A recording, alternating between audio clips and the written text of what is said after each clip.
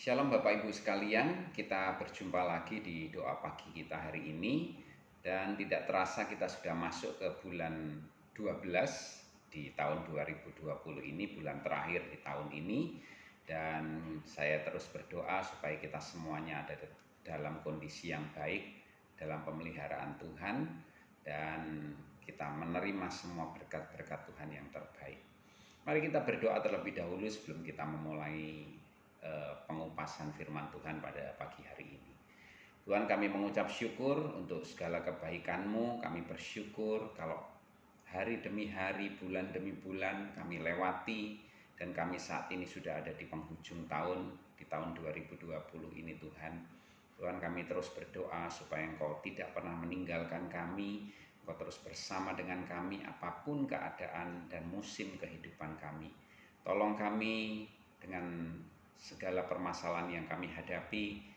Kami percaya Engkau Tuhan yang terus membantu, menolong, memberi kekuatan, memberi pengharapan buat setiap kami anak-anak-Mu. Tuhan, sebentar kami akan mendengar kebenaran-kebenaran firman-Mu. Biarlah kebenaran ini menjadi kekuatan buat kami, pengharapan buat kami, mungkin juga teguran buat kami, sehingga kami boleh tetap hidup di dalam kehendak dan rencana-Mu. Terima kasih Bapa, urapan-Mu atas kami semuanya. Hamba-Mu yang menyampaikan, setiap jemaat-Mu yang mendengar, kami sama-sama diberkati. Sekalipun kami tidak berjumpa secara langsung, tapi lewat tayangan ini kami tetap percaya Tuhan berkuasa menjamah, mengurapi, memulihkan, menyembuhkan setiap kami anak-anak-Mu. Terima kasih Bapa, kami mengucap syukur dan kami terima, kami sambut setiap berkat-berkat rohani. Terima kasih, dalam nama Tuhan Yesus kami berdoa. Amin. Baik saudara, kita hari ini akan belajar tentang kitab Roma. Ya, kitab Roma adalah sebuah kitab yang unik gitu ya. Karena kitab ini berisi pengajaran-pengajaran dari Rasul Paulus kepada jemaat di Roma. Dan mungkin bagi sebagian besar kita, kitab ini agak sulit dimengerti. Karena memang bahasanya cukup teologis dan mungkin perlu kalau kita membacanya perlu tenang, perlu teliti satu persatu, baru kita mungkin bisa memahami apa yang terkandung di dalam ayat demi ayat yang kita baca. Karena itu kalau saya sarankan untuk saudara membaca kitab Roma ini, baca dengan perlahan, baca sampai saudara mengerti. Kalau ada yang terlewat dan belum mengerti, mungkin bisa diulang kembali. Karena cukup dalam bahasanya cukup teologis saudara. Jadi perlu kita, mungkin orang yang tidak belajar teologi bisa mempelajari itu dengan membacanya dengan perlahan-lahan, sehingga menangkap dan mengerti apa yang menjadi maksud atau tujuan dari ayat-ayat ini. Nah, kita akan khusus belajar dari pasal yang ke-5 dan pasal yang ke-6 dari kitab Roma ini saudara.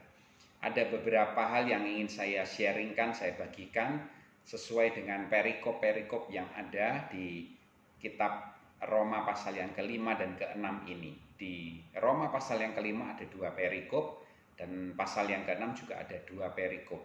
Perikop yang pertama di pasal yang ke-5 adalah bicara tentang hasil pembenaran. Nah, ayat ini menunjukkan kepada kita bahwa kita diselamatkan hanya oleh anugerah, hanya oleh iman kepada Tuhan Yesus.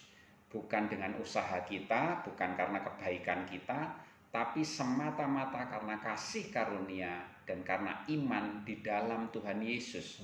Itu yang membuat kita diselamatkan. Jadi sekali lagi, kita nggak punya andil sama sekali untuk menyelamatkan diri kita. Semuanya hanya karena kasih karunia Tuhan. Saudara, di perikop ini saya akan sedikit menjabarkan dengan contoh-contoh. Mungkin saya akan kayak guru sekolah minggu buat saudara. Saya mengajak saudara untuk membayangkan bahwa pembenaran yang kita alami itu sungguh-sungguh karena kasih karunia Tuhan. Saya mengajak saudara membayangkan kalau di sebuah pengadilan itu paling tidak ada 4 oknum atau 4 orang yang berada di pengadilan itu.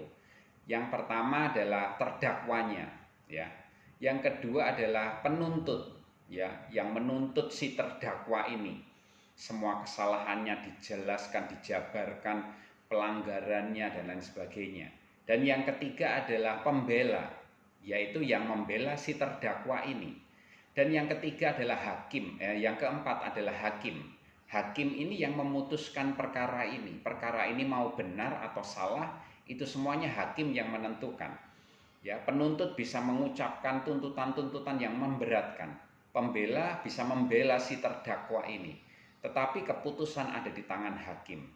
Nah, saudara, gambaran ini saya akan bawa saudara untuk melihat siapa terdakwa itu siapa. Terdakwa itu adalah kita, manusia, ya, dengan kondisi yang seperti ini, wajahnya menyedihkan gitu karena memang tidak punya harapan kita ini. Sedangkan penuntutnya siapa? Penuntutnya adalah setan atau iblis, ya. Dia mendakwa kita siang dan malam, dia cari-cari kesalahan kita. Dia berusaha untuk menjatuhkan kita, dia berusaha untuk supaya kita dihukum, supaya kita dimasukkan ke dalam neraka dan lain sebagainya. Itu yang dia kejar dari kita. Sementara yang membela kita siapa? Yang membela kita adalah Tuhan Yesus, Tuhan pembela kita, saudara. Ya, Dia yang membela kita, Dia yang memberikan kita semuanya sebuah jaminan keselamatan, jaminan pembenaran, dan Dia lakukan semuanya itu karena cinta, karena kasih kepada kita. Sementara hakimnya siapa? Yang menjadi hakim adalah Tuhan Yesus juga, saudara. Jadi kalau melihat perkara ini, apa yang akan terjadi, saudara? Kalau manusia terdakwanya ini dibela oleh Tuhan Yesus dan hakimnya adalah Tuhan Yesus sendiri juga, maka kemungkinan sangat besar, bahkan dikatakan pasti, si terdakwa ini akan bebas, ya, dibenarkan. Kenapa? Yang membela adalah Tuhan Yesus, sementara hakimnya sendiri adalah Tuhan Yesus. Kalau seandainya yang menuntut setan dan ternyata hakimnya adalah setan sendiri, wah, kita runyam, saudara. Kita habis, saudara.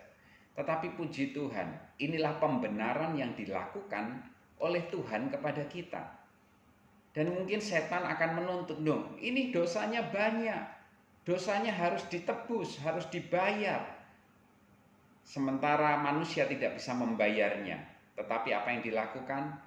Si pembela, yaitu Tuhan Yesus, Dia menyerahkan nyawanya, Dia memberikan hidupnya, Dia mati di kayu salib agar si terdakwa, yaitu kita manusia ini, dibebaskan dari dosa. Lunas, hutangnya lunas dibayar, sehingga iblis tidak punya kesempatan lagi untuk mendakwa kita manusia yang berdosa, yang sudah dibenarkan oleh darah Tuhan Yesus. Ini hal yang luar biasa yang harus kita syukuri, yang harus kita nikmati, dan kita bersyukur atas semua yang dilakukan oleh Tuhan Yesus, pengorbanannya di atas kayu salib, apa yang Dia kerjakan buat kita anak-anaknya, kita sungguh bersyukur untuk itu. Dan perikop yang kedua dikatakan, ceritakan tentang Adam dan Kristus. Karena Adam, dosa masuk ke dalam dunia. Pintu masuknya lewat Adam, karena Adam melanggar perintah Tuhan, sehingga dosa kemudian masuk ke dalam dunia ini. Tetapi puji Tuhan, ada Kristus, ada Tuhan yang kemudian menjadi Adam yang kedua, Adam yang membebaskan, Adam yang melepaskan manusia dari dosa, Adam yang kedua. Nah, saudara, dari sini kita lihat, ya, saya membayangkan ini Adamnya, gitu, dan ini Kristusnya. Adam dan Kristus lebih hebat mana? Lebih besar mana? Tentu lebih hebat Kristus, tentu lebih hebat Tuhan kita Yesus Kristus. Karena Tuhan yang menciptakan Adam. Karena itu, saudara, dari Roma pasal yang kelima di perikop yang kedua ini, kita melihat karena satu orang, Adam, manusia, dosa masuk ke dalam dunia. Tetapi oleh Kristus, Adam yang kedua, dosa itu dipatahkan, dosa dikalahkan. sehingga manusia boleh hidup di dalam kebenaran. Kehebatan Adam yang kedua jauh lebih besar daripada Adam yang pertama. Karena itu saudara, jika karena dosanya Adam, ketidaktaatannya Adam yang pertama, kita semuanya jatuh ke dalam dosa. Tetapi lebih hebat dari Adam yang pertama, Tuhan Yesus datang untuk menghancurkan dosa. Manusia dibenarkan, manusia diselamatkan, manusia dipulihkan, sehingga kemudian kita menerima pembaharuan di dalam Tuhan dan kita hidup dibenarkan. Tidak ada kebenaran kita yang pantas untuk kita minta atau kita bilang kepada Tuhan. Nggak ada, sama sekali kita ini nggak ada kebenarannya sama sekali. Tetapi kalau kita hari ini menerima pembenaran, itu semua karena kasih karunia Tuhan. Itu semua karena kebaikan Tuhan dalam kehidupan kita. Amin saudara. Jadi bersyukurlah untuk segala kebaikan Tuhan yang sudah saudara nikmati, yang sudah saudara terima dalam kehidupan saudara. Kita masuk ke pasal yang ke-6. Pasal yang ke-6, perikop yang pertama dikatakan mati dan bangkit dengan Kristus. Nah, kalau di pasal yang ke-5 sudah diceritakan bahwa kita sudah dibenarkan oleh darah Tuhan Yesus, oleh pengorbanan Tuhan Yesus. Dia yang lebih hebat, lebih besar daripada Adam yang pertama. Dia sudah melakukan semua tugasnya. Dia sudah menebus dosa manusia. Barang siapa yang percaya tidak binasa, melainkan diselamatkan dan beroleh hidup yang kekal. Nah, di pasal yang ke-6, perikop yang pertama diceritakan tentang mati dan bangkit dengan Kristus. Kalau kita sudah dibenarkan, kalau kita sudah ditebus dengan darah Tuhan Yesus yang mahal harganya, kita dikasihi, kita dicintai, kita diterima apa adanya, kita dimuliakan, kita dipulihkan. Kalau kita sudah menerima semuanya itu, apa yang akan kita lakukan setelah kita dipulihkan, setelah kita diberkati, setelah kita diselamatkan, setelah kita diterima, dicintai, dikasihi? Setelah itu apa yang kita lakukan? Apakah kita masih mau kembali kemudian hidup pada hidup yang lama, hidup yang penuh dosa, hidup yang dibelenggu, hidup yang dikuasai oleh iblis? Atau sebaliknya, kita mau hidup benar di hadapan Tuhan? Ini yang jadi pertanyaan buat kita. Kita mati dan bangkit bersama dengan Kristus, atau kita mau tetap mati di dalam kebinasaan dan menjadi hamba dosa? Saudara, saya berikan contoh. Kalau saudara dikasihi oleh pasangan saudara, saudara diterima, dicintai oleh keluarga saudara, apakah saudara akan meninggalkan rumah saudara, meninggalkan pasangan saudara, dan kemudian pergi dengan pria atau wanita yang lain? Saudara, kalau kita melakukan itu, berarti kita orang yang bodoh.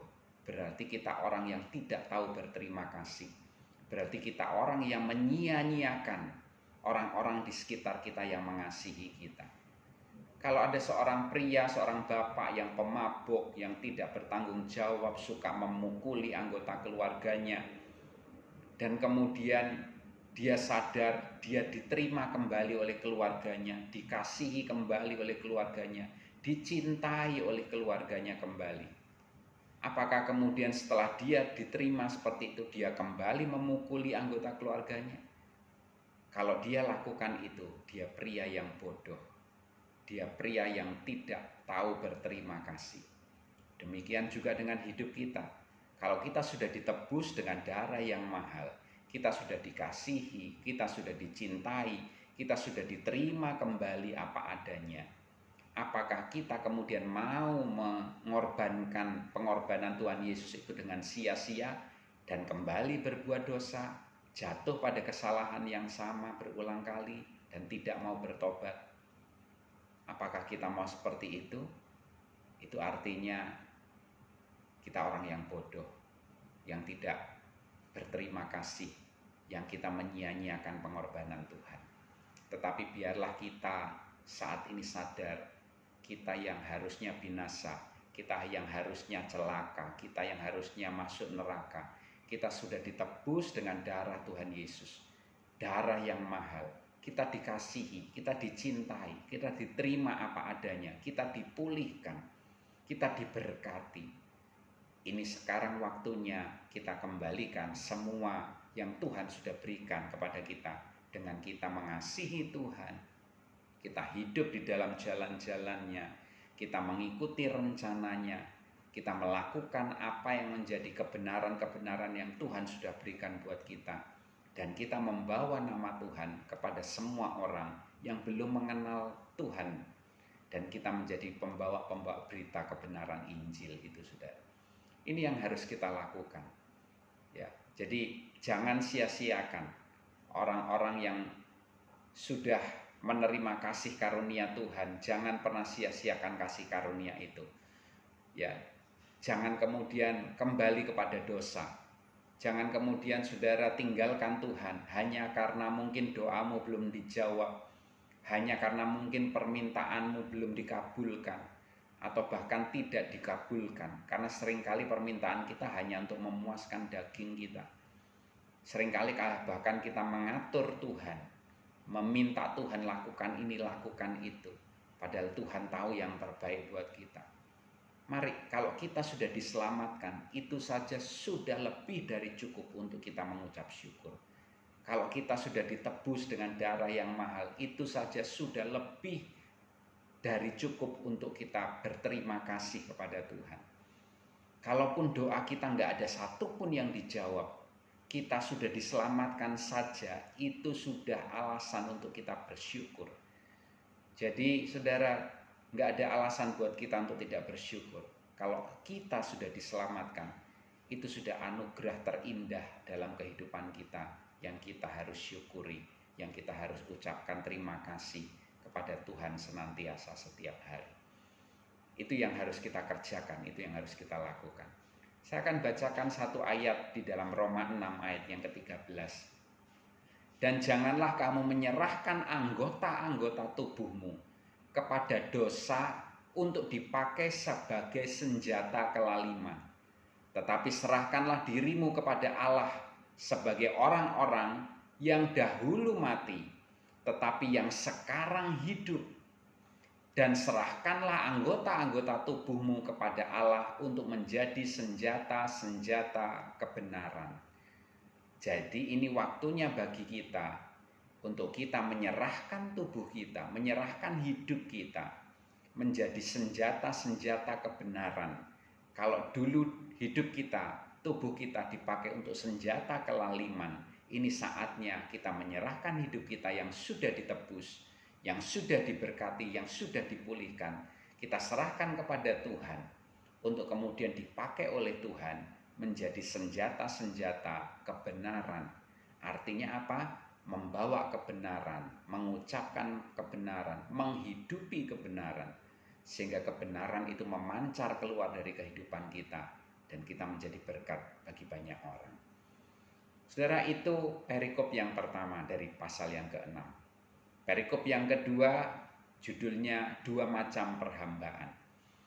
Kalau tadi dijelaskan di pasal yang ke-5 kita sudah ditebus, ya, kita dibenarkan, ya, kita sudah menerima pengampunan dosa dari Kristus. Ya, kalau dulu kita hamba dosa karena Adam sudah jatuh dalam dosa, kita menerima Kristus, kita menjadi hamba kebenaran dan kita ditebus. Dan kalau kita sudah lakukan itu, kita kemudian hidup sebagai hamba-hamba Tuhan, sebagai hamba-hamba kebenaran yang menyerahkan hidup kita untuk dipakai oleh Tuhan. Maka yang terakhir dikatakan ada 2 macam perhambaan. Dulu kita menjadi hamba dosa, sekarang kita sudah menjadi hamba Tuhan. Kita menjadi hamba kebenaran. Kalau dulu dosa menjadi tuan kita dan kita menjadi hambanya, buahnya yang dihasilkan apa? Semuanya cuma ketakutan, semuanya cuma bikin malu saja. Itu buah dari dosa itu seperti itu, cuma bikin malu, bikin ketakutan, nggak punya pengharapan, ya, yang ada khawatir, cemas dan lain sebagainya. Dan kesudahannya semuanya tadi adalah kematian. Tapi puji Tuhan, kita sekarang menjadi hamba kebenaran. Sekarang setelah kita dimerdekakan dari dosa dan menjadi hamba Tuhan, hamba Allah, kita menghasilkan buah yang membawa kepada pengudusan, dan sebagai kesudahannya adalah hidup kekal, menjadi orang-orang yang menerima kehidupan kekal di dalam Kristus Tuhan kita. Saudara, kesimpulannya adalah marilah kita hidup sebagai hamba kebenaran. Saudara dan saya sudah ditebus oleh Tuhan Yesus, dibenarkan. Kita yang harusnya binasa, kita jadi orang-orang yang dibenarkan. Kita seharusnya orang-orang yang bersalah, orang-orang yang harusnya dihukum, tetapi kita dibenarkan oleh Tuhan Yesus. Dan ini saatnya kita hidup sebagai hamba-hamba Tuhan. Bukan lagi hidup dalam dosa, tinggalkan semua dosa. Dosa hanya akan membuat malu, dosa akan hanya membuat ketakutan dan ujungnya kebinasaan. Tetapi ketika kita menjadi hamba kebenaran, kita melakukan kebenaran dan kita membawa pengudusan dalam hidup kita. Dan kesudahannya adalah kehidupan kekal selama-lamanya bersama dengan Tuhan yang mengasihi kita. Dan selama kita hidup, kita jadi berkat. Biarlah hidup kita sekarang ini sungguh-sungguh menjadi hamba kebenaran dan memberitakan kebenaran, membawa kebenaran kepada semua orang. Sehingga semua orang yang menemui kita, yang berjumpa dengan kita, yang kenal dengan kita, mereka pun boleh mendapatkan keselamatan yang daripada Tuhan. Dan mereka pun menerima kebenaran dan menjadi hamba kebenaran dan juga menjadi duta-duta kebenaran bagi kerajaan Allah. Terima kasih, Tuhan Yesus memberkati kita semuanya. Kiranya apa yang saya sampaikan ini boleh menguatkan iman saudara. Untuk di akhir tahun ini kita makin sungguh-sungguh yuk dengan Tuhan. Hidup kita persembahkan kepada Tuhan. Lakukan semua yang terbaik dan biarlah nama Tuhan dipermuliakan lewat hidup kita. Mari kita berdoa. Tuhan, kami mengucap syukur untuk pembenaran yang daripadamu. Kami yang berdosa, kami yang gak punya masa depan, Engkau pulihkan, Engkau benarkan. Sehingga hidup kami kembali Engkau angkat dari dosa Tuhan. Terima kasih Bapa. Kami sungguh bersyukur. Kami sungguh bersyukur. Tidak ada alasan buat kami untuk berterima kasih. Karena untuk itu saja kami sudah cukup Tuhan. Kalau kami sudah diselamatkan, itu sudah lebih dari cukup untuk kami mengucap syukur. Dan biarlah lewat kebenaran ini kami diajar. Sekarang hidup kami adalah hidup sebagai hamba kebenaran. Sebagai hamba Tuhan, sebagai hamba Allah. Di mana kami harus membawa kebenaran-kebenaran itu dalam hidup kami. Kami harus mempercakapkannya setiap hari. Kami harus menghidupinya. Sehingga kebenaran itu akan memerdekakan kami dan membuat kami bersinar di tengah-tengah dunia yang gelap ini Tuhan.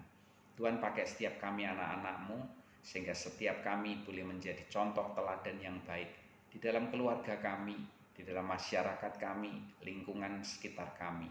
Kami membawa kebenaran sehingga orang-orang di sekitar kami boleh melihat Kristus yang tinggal di dalam setiap kami. Terima kasih Bapa, kami bersyukur buat pagi hari ini untuk setiap kebenaran firman-Mu. Tuhan, hamba-Mu berdoa, Kau memberkati setiap anak-anak-Mu yang sebentar kami akan lakukan semua aktivitas kami. Tolong kami semuanya supaya setiap apa yang kami kerjakan Tuhan sertai, Tuhan pimpin, Tuhan berkati sehingga semuanya boleh berhasil untuk nama kemuliaan Tuhan. Terima kasih Bapa. Kau memberkati kami semuanya dengan kekuatan, kesehatan, damai sejahtera, sukacita, sehingga kami boleh menjadi berkat bagi banyak orang. Kami mengucap syukur, segala pujian, kemuliaan hanya bagi Engkau Tuhan. Dalam nama Tuhan Yesus kami berdoa. Haleluya. Amin.